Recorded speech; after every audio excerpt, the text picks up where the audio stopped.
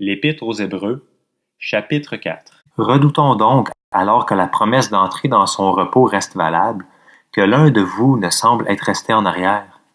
En effet, cette bonne nouvelle nous a été annoncée aussi bien qu'à eux. Mais la parole qu'ils ont entendue ne leur a servi à rien, parce qu'ils n'étaient pas unis dans la foi à ceux qui ont écouté. Quant à nous qui avons cru, nous entrons dans le repos, dans la mesure où Dieu a dit « J'ai juré dans ma colère, ils n'entreront pas dans mon repos. » Pourtant, son travail était terminé depuis la création du monde. En effet, il a parlé quelque part ainsi au sujet du septième jour. Et Dieu se reposa de toute son activité le septième jour.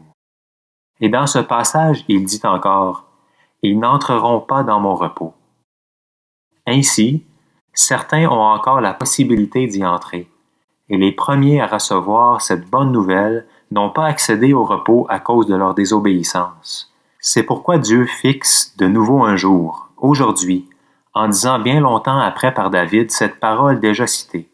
Aujourd'hui, si vous entendez sa voix, n'endurcissez pas votre cœur.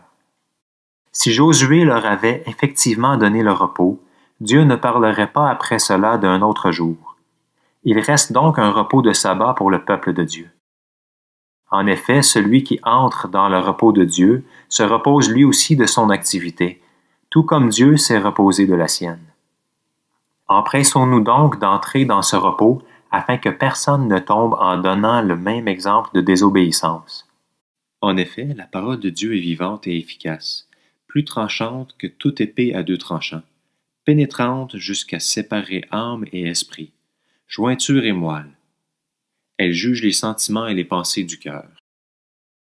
Aucune créature n'est cachée devant lui. Tout est nu et découvert aux yeux de celui à qui nous devons rendre compte. Ainsi, puisque nous avons un souverain grand prêtre qui a traversé le ciel, Jésus, le Fils de Dieu, restons fermement attachés à la foi que nous professons. En effet, nous n'avons pas un grand prêtre incapable de compatir à nos faiblesses. Au contraire, il a été tenté en tout point comme nous, mais sans commettre de péché. Approchons-nous donc avec assurance du trône de la grâce afin d'obtenir compassion et de trouver grâce pour être secourus au moment opportun.